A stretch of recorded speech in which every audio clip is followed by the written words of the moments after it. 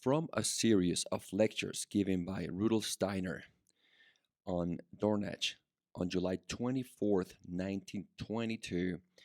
This is from a series called World Economy. This is lecture 1, and it reads as follows. Ladies and gentlemen, today I intend a kind of introduction. In tomorrow's lecture, we shall begin and try to give a more or less complete picture of the questions of social and political economy, which man today must set before himself. The subject economics, as we speak of it today, it is in reality a very recent creation. It did not arise until the time when the economic life of the modern peoples had become extraordinarily complicated in comparison with the earlier conditions. As this course is intended primarily for students of political economy, it is necessary by way of introduction to point out this peculiarity of the economic thinking of today. After all, we need not go very far back in history to see how much economic life has changed even during the 19th century. You need only consider this one fact. England, for example, already had during the first half of the century what was practically the modern form of economic life. There was comparatively little radical change in the economic structure of England in the course of the 19th century. The great social questions which arise out of the economic questions in modern times were being asked in England as early as the first half of the 19th century, and those who wanted to think of social and economic questions in the modern sense could pursue their studies in England at a time when in Germany, for instance, such studies must have remained unfruitful. In England, above all, the conditions of trade and commerce on a large scale had already come into being by the first third of the 19th century. Throughout the great development of trade and commerce in the economic life of England, a foundation was already there in the shape of trade capital. In England, there was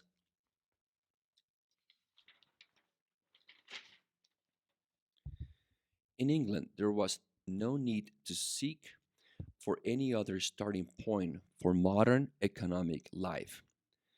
They supply had to apply the trade capital resulting from the consolidation of trade and commerce even as early as the first third of the 19th century.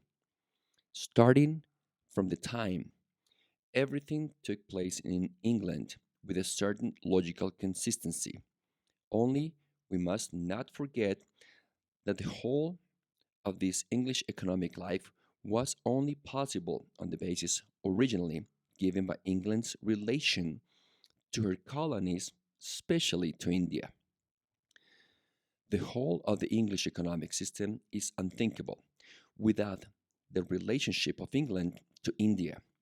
In other words, English economic life, with all its facility for evolving large sums of capital, is founded on the fact that there lies in the background a country which, as it were, began economic soil. We must not overlook this fact, especially when we pass from England to Germany. If you consider the economic life of Germany, you will see that in the first third of the 19th century, it still essentially corresponded to economic customs which had arisen out of the Middle Ages. The economic customs and relationships within Germany in the first third of the 19th century were essentially old. Consequently, the whole tempo of economic life was different in Germany from what it was in England during the first third. or even the first half of the 19th century. In England, during the first half of the century, there was already what we may call a reckoning with quickly changing habits of life. The main character of economic life remained essentially the same, but it was already adaptable to quickly changing habits. In Germany, on the other hand, habits of life were still conservative. Economic development could afford to advance at a snail's pace, for it had only to adapt itself to technical conditions, which remained more or less the same over long periods, and to human needs, which were not rapidly changing. But in this respect, a great transformation took place in the second third of the 19th century. Then there rapidly took place an approximation to English conditions, a development of the industrial system. In the first half of the 19th century, Germany had been, in all essentials, an agrarian country. Now it was rapidly transformed into an industrial country, far more rapidly than any other region on earth.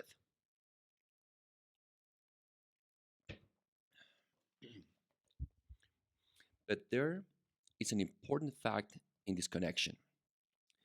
We might describe it thus. In England, the transition to an industrial condition of life took place instinctively. Nobody knew exactly how it happened. It came alike an event of nature. In Germany, it is true that the medieval character still existed in the first third of the 19th century. Germany was an agrarian country, but while the outer economic conditions were taking their accustomed course in a way that might almost be called medieval, human thinking was undergoing a fundamental change. It came into the consciousness of men that something altogether different must now arise, that the existing conditions were no longer true to their time. Thus, the transformation of economic conditions, which arose in Germany in the second third of the 19th century, took place far more consciously than in England. In Germany, people were far more aware of how they enter into modern capitalism. In England, people were not aware of it at all.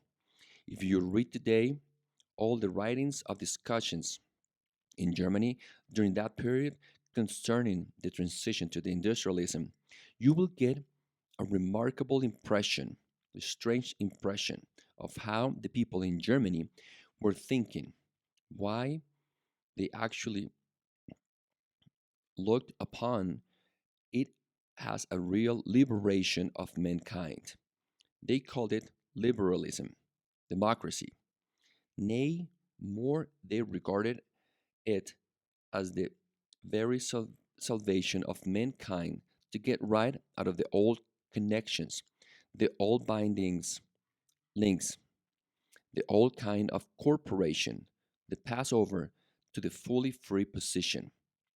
Open parenthesis, for so they called it, close parenthesis, of the individual within the economic life.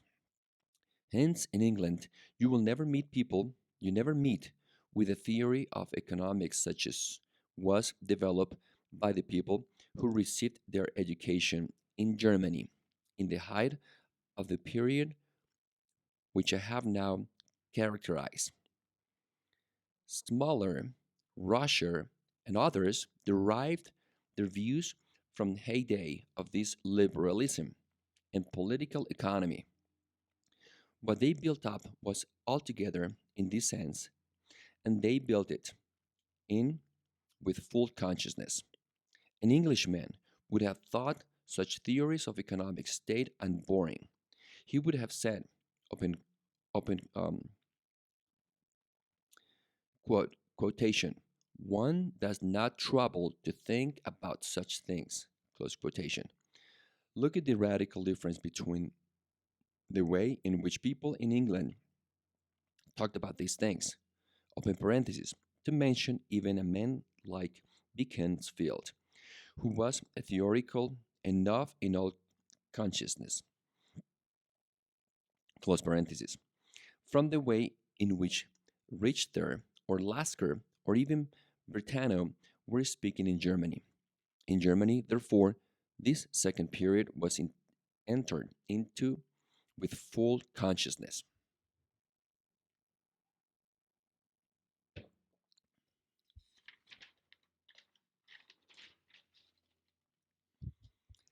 Then came the third period, the period essentially of the state. It is true, it is not that as the last third of the 19th century drew near, the German state was consolidated purely by means of external power. That which was consolidated was not what the idealists of the 48s or even the 1830s had desired. No, it was a state that was consolidated and moreover by means of sheer force. And this state, by and by, requisitioned the economic life with a full consciousness for its own purposes. Thus, in the last third of the 19th century, the structure of the economic life was permeated through and through by very opposite principles to the previous one. In the second third of the century, its evolution had been subject to the ideas of the liberalism. Now, its evolution became altogether subject to the idea of the state. This was what gave the economic life in Germany as a whole its stamp. It is true that there were elements of consciousness in the whole process, and yet, in another sense, the whole thing was quite unconscious. But the most important thing is this: throughout all these developments of radical contrast, an antagonism of principle was created not only in thought but in the whole conduct of economic life itself between the English and the mid-European economy. And ladies and gentlemen, on this contrast, the manner of the economic intercourse depended. The whole economy of the 19th century, as it evolved will, into the 19th, would be unthinkable without this contrast between the West and the Middle Europe. The way in which men sold, the way in which they found a market for their goods, the way in which they manufactured them, all this would be unthinkable without this contrast. This was the course of development. First, the economic and industrial life of England became possible on the basis of her possessions of India. Next, it became possible for the whole economic activity to be extended in the basis of the contrast between the Western and the mid European economic life. In effect, the economic life is founded not on what one sees in one's immediate surroundings, but one but on the great reciprocal relationships in the world at large. Now it was with the contrast that the world as a whole entered into the state of world economy and would not enter and could not enter, for the world continued to depend on what instinctive element which had evolved from the past and the existence of which I have just indicated in describing the antithesis between England and the mid Europe. In the 20th century, through the world was unaware of the fact we stood face to face with this situation. The antithesis became more and more immediate, became deeper and deeper, and we stood before this great question. The economic conditions had evolved out of this antithesis of contrast, and having done so, they were carrying the contrast themselves ever more intensely into the future. And yet, if the contrast were to go four on forever increasing economic intercourse would become impossible. This was the great question of the 20th century. The contrast had created the economic life. The economic life had in turn enhanced the contrast. The contrast was calling for a solution. The question was, how are these contrasts or antagonism to be resolved? The further course of history was destined to prove that men were incapable of finding the answer. It would have been practical to think in words like this in 1914, in these days of peace, but in place of a solution, there came the result of failure to find such a world historic solution. Such was the disease which then set in, seen from the economic aspect. You must recognize that the possibility of all evolution always depends on contrast or antithesis. In the last resort, I will only mention one example. Throughout the fact that the English economic life had been consolidated for earlier than mid European, the English were unable to make certain goods at prices as cheap as were possible in Germany. Thus, there arose the great contrast or antagonism of completion. For made in Germany, quote unquote, was simply a question of competition. And when the war was over, the question could arise. Now that people have knocked each other's heads in, in instead of seeking a solution of existing contrast, how can we deal with the matter? At this time, I could not believe in the possibility of finding human beings who would understand the contrast which must be brought forth in another domain. For life depends on contrast and can only exist if contrasts are there interacting with one another. Thus, in 1919, one could come to the point of saying,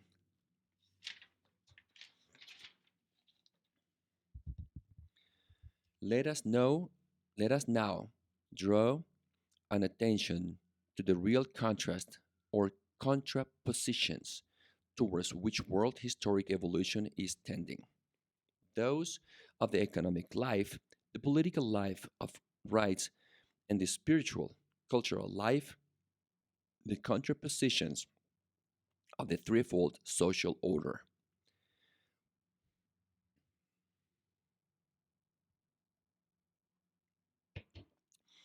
What, after all, was the actual situation when we believed that we must bring the threefold idea into as many human heads as possible? I will only describe it externally today. The important thing would have been to bring the threefold idea into as many heads as possible before the economic consequences ensued, which afterwards took place. You must remember when the threefold Commonwealth was first mentioned, we did not yet stand face to face with the monetary difficulties of the day. On the contrary, if the threefold Commonwealth had been understood at the time, these difficulties could never have occurred. Yet, once again, we were faced by the inability of human beings to understand such a thing as this in a really practical sense. When we tried to bring the threefold Commonwealth home to them, people would come and say, yes, all that is excellent. We see it perfectly. But after all, the first thing needful is to counter, counteract the depreciation of the currency. Ladies and gentlemen, all that one could answer was that is contained in the threefold order, set to work with the threefold order. That is, that it that only means of counteracting the depreciation of the currency. People were asking how to do the very thing which the threefold commonwealth was meant to do. They did not understand it. However, often they declared that they did. And now the position is such that if we are to speak once more today to people such as you, we can no longer speak in the same forms as we did then. Today, another language is necessary, and that is what I want to give you in these present lectures. I want to show you how you must think once more today about these questions, especially if being young in years, one will still have an opportunity to play one's part in shaping the immediate future. Thus, on the one hand, we can characterize a certain period, the 19th century, in terms of world historic economic contrast, but we might also go still farther back and include the time when men first began to think about political economy at all. If you think, if you take the history of political economy, you will see that everything before that time took place instinctively. It was only in modern times that there arose that complexity of economic life in the midst of which men felt in it necessary to think about these things. Now I'm speaking, in effect, for students. I'm trying to show how students of economics should find their way into the subject. Let me, therefore, now relate the most essential thing in which it all depends.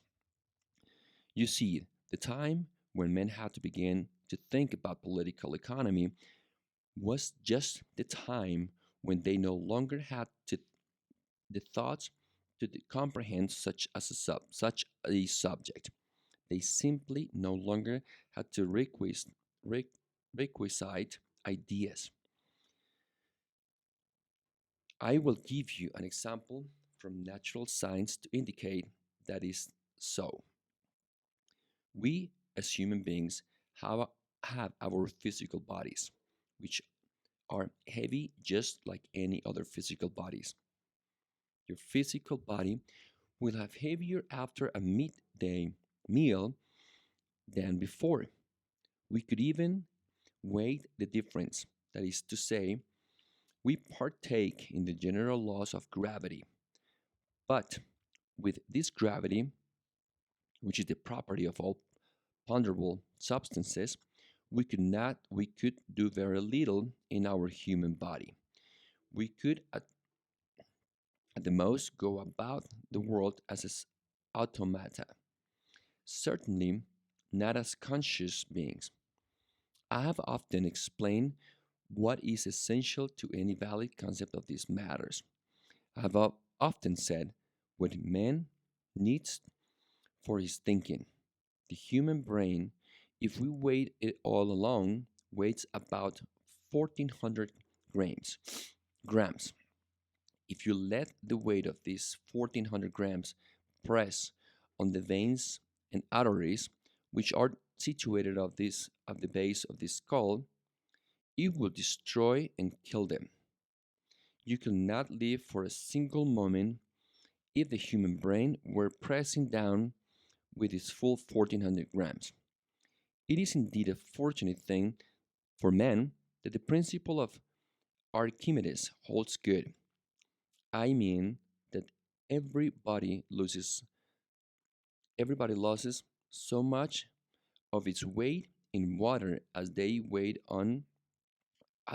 of that fluid which it displaces. It is a heavy body. It loses as much of its weight in water as body of water of equal size would weight. The brain swims in the cerebrospinal fluid and thereby loses 1,380 grams of such is the weight of the body of the cerebrospinal fluid of this size of the human brain. The brain only presses down onto the base of the skull with a weight of 20 grams. In this weight it can bear. But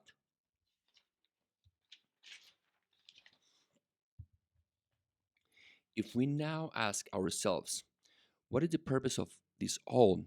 Then we must answer. With the brain, which was a mere ponderable mass, we could not think. We do not think with a heavy substance. We think with a buoyancy. The substance must first lose its weight. Only then can we think.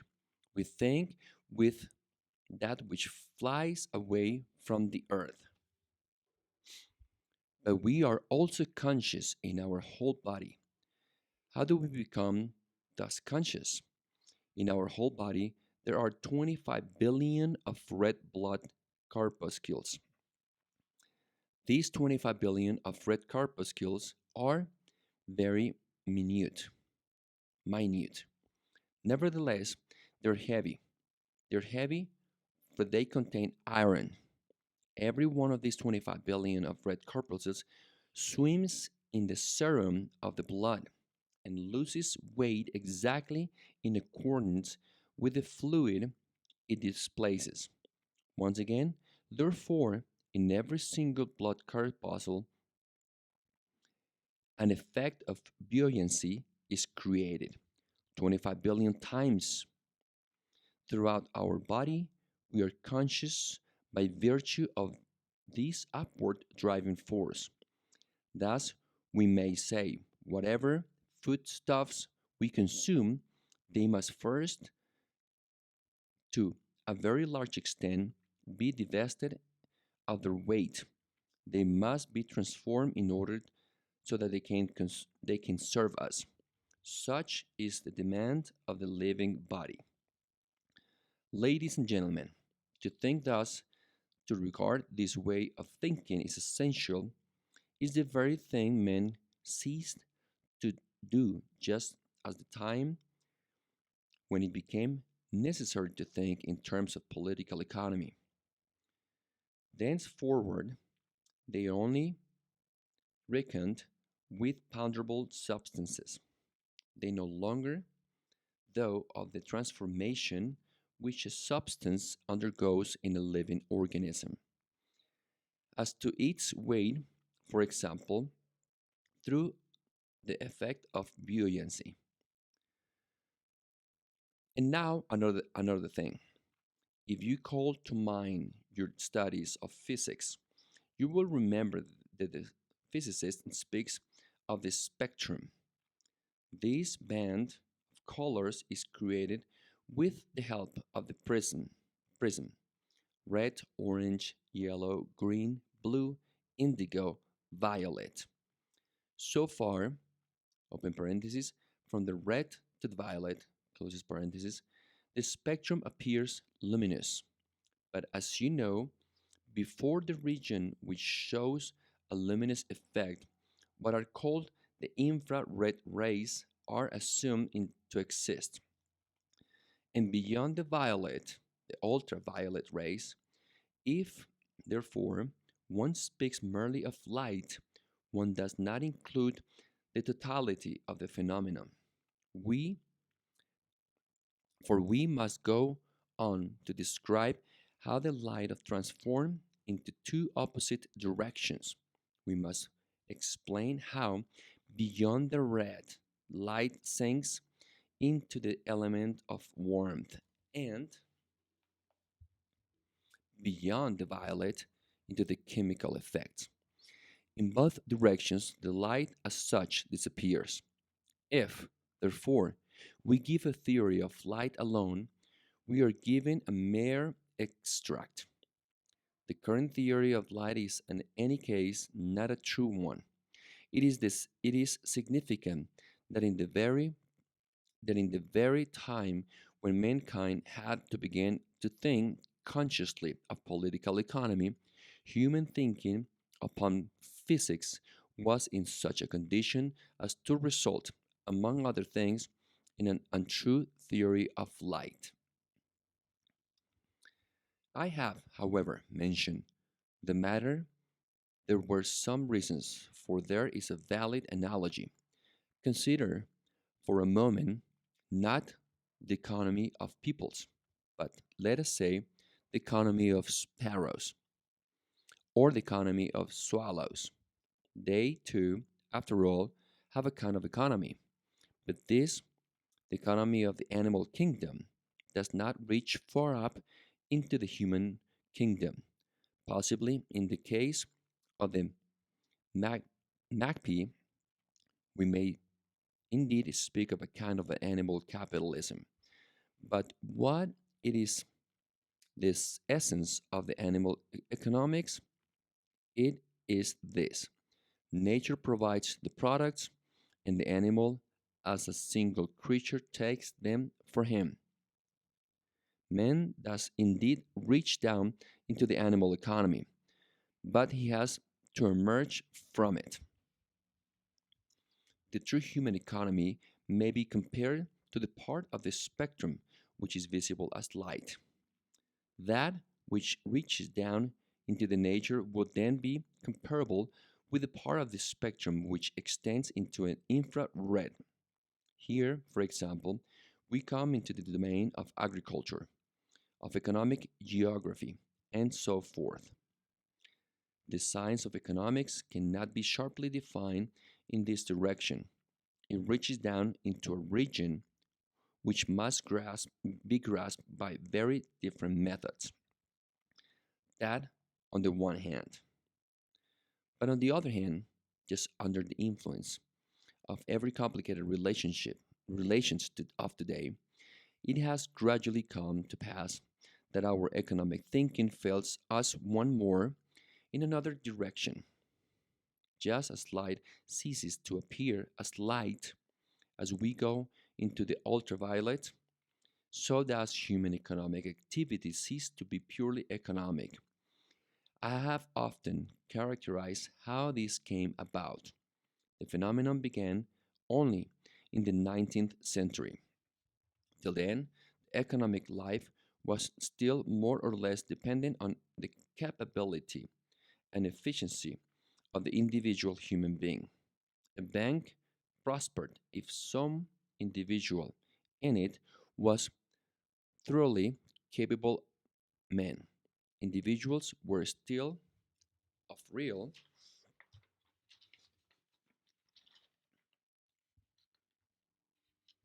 of real one second importance. I have often related as an amusing example the story of the ambassador of the King of France who once came to Rothschild.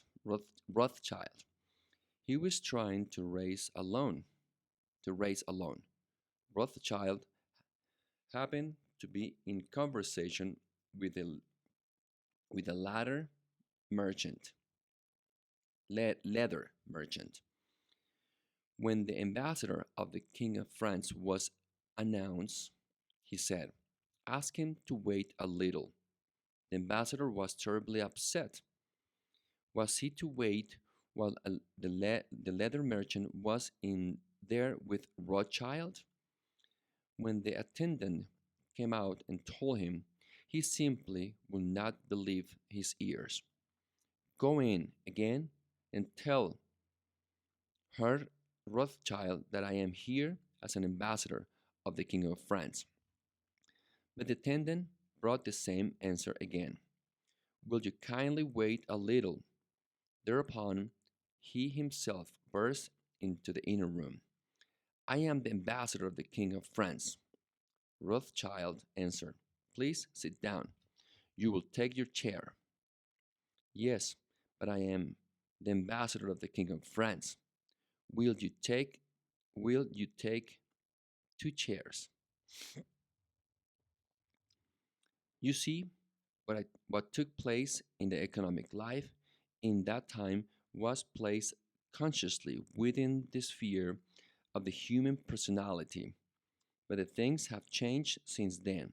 And now, in the great affairs of the economic life, very little indeed depends on the single personality. Human economic working has, to a very large extent, been drawn into what I am here comparing with the ultraviolet. I refer to the workings of capital as such. Accumulation of capital are active as such.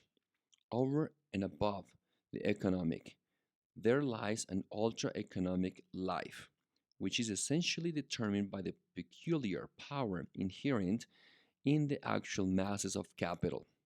If, therefore, we wish to understand the economic life of today, we must regard it thus. It lies in the midst between two regions, of which the one leads downward into the nature of the other upward into the capital. Between them lies the domain which we must comprehend as the economic life properly speaking. Now, from this, you will see that men did not even possess the necessary concepts of to enable them to define the science of economics and set it in its proper place within the whole domain of knowledge. For, as we shall presently see, it is a curious thing, but this region alone, which we have compared with the infrared, this region, which it does not yet reach up to the sphere of economics properly speaking, this alone is intelligible by the human intellect. We can consider with ordinary thinking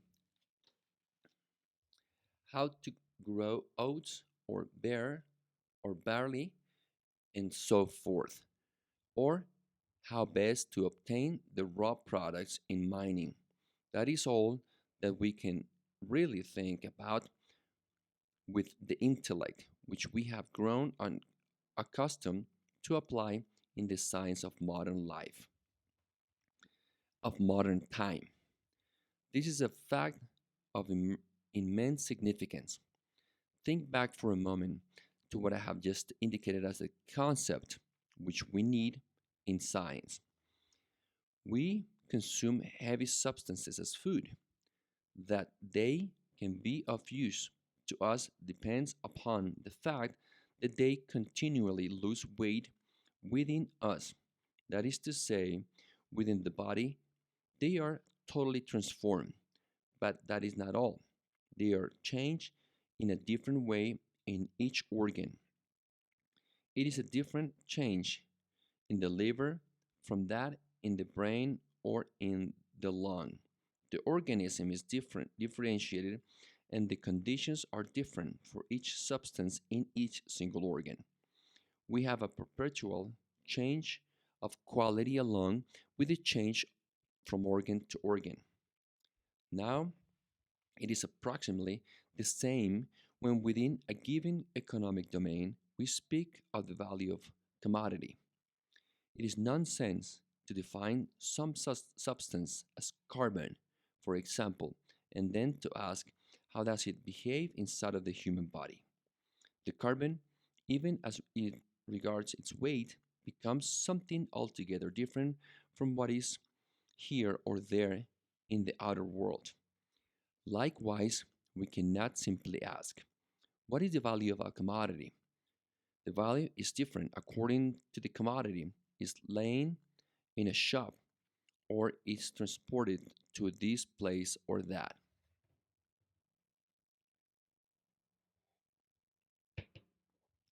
Thus, our ideas in economics must be altogether mobile. We must rid ourselves to the habit of constructing concepts capable of definition once and for all. We must realize that we are dealing with a living process and must transform our concepts with the processes. But what the economists have tried to do is to grasp such things as value, price, production, consumption, and so forth with the ideas such as they had in ordinary science. All these were of no use. Fundamentally speaking, therefore, we have not yet attained a true science of economics. With the concepts to which we have grown accustomed hitherto, we cannot answer the question, for instance, what is value or what is price? Whatever has value must be considered as a being in perpetual circulation. Likewise, we must consider the price corresponding to a value as something in perpetual circulation. If you simply ask, what are the physical properties of carbon, you will still know absolutely nothing of what goes in the lung. For example, although carbon is also present in the lung, for its whole configuration becomes quite different in the lung. In the same way, iron, when you find it in the mine, it is something altogether different from what it is in the economic process. Economics is concerned with something quite different from the mere fact that it is iron. It is with these unstable, constantly changing factors that we must reckon. 45 years ago, I came into a certain family. They showed me a picture. I think it had been laying up in a loft for about 50 years. So, so long is it as it lay there, and no one was there to knew any more about it than that it was the kind of thing one throws away in a corner of the loft. It had no value in the economic process. Once its value had been recognized, it was worth 30,000 gulden, quite a large sum for of money in those days. What did what did the value depend on this case? Purely and simply on the opinion men formed of the picture. The picture had not been removed from its place. Only men had arrived of different thoughts about it, and so in no case does it depend on what I think immediately is. The conceptions of economics are the very ones which you can never evolve by reference to the mere external reality. No, you must always evolve them by the reference of the economic processes as a whole. And within this process, each thing is perpetually changing. Therefore, we must speak of the economic process of circulation before we can arrive at such thing as value, price, and so forth. In the economic theories of today, you will observe that they generally being with definitions of value and price. That is quite wrong. The first thing is needful is to describe the economic process. Only then, only then do these things emerge with the theories of today's being. Begin. I will read this line one more time. The first thing needful is to describe the economic process. Only then do these things emerge with which the theories of today begin. Now, in the year 1919, when everything had been destroyed, one might have thought that people would realize the need to begin with something fresh. Alas, it was not the case. The small number of people who did believe that there must be a new beginning very soon fell into the comfortable reflection. After all, there is nothing to be done. Meanwhile, the great calamity was taking place.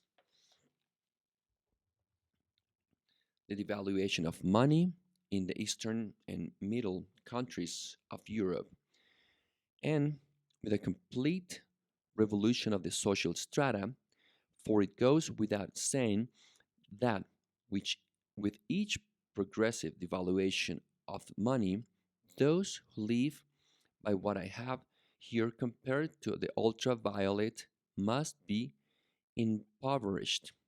And this is happening today, far more perhaps than people are aware. And it will happen more and more completely. Here, above all, we are directed to the idea of the living social organism. For it is evident that this devaluation of money is determined by the old state of frontiers and limitations. The old state frontiers and limitations are interfering with the economic process.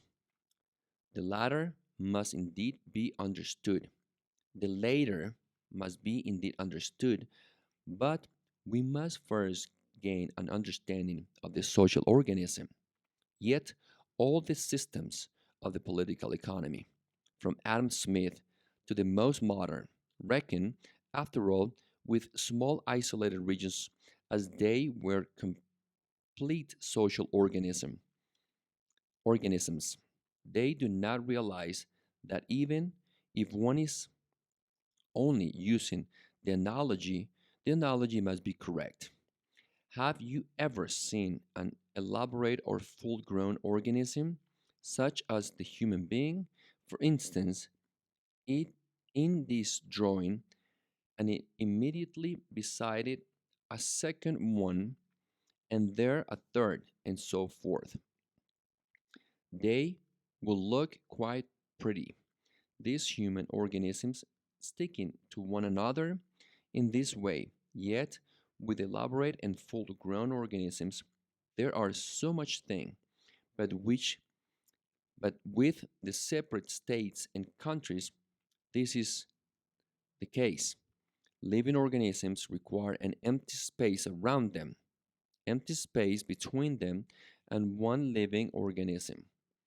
You could at most compare it to the single states with the cells of the organism. It is only the whole earth, which as a body economic, can truly be compared with a living organism. This ought surely to be taken in account.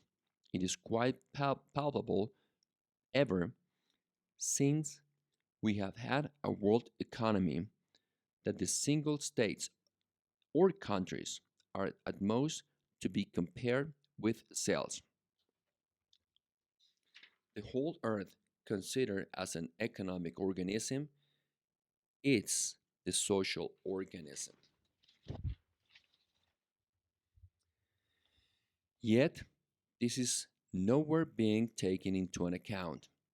It is precisely owning to this error that the whole science of political economy has grown so remote from reality. People will seek to establish principles that are only to apply to certain individuals' cells. Hence, if you study French political economy, you will find it differently constituted from English or German or another political economist. But as economists, what we really need is an understanding of the social organism in its totality. So much for today by way of introduction.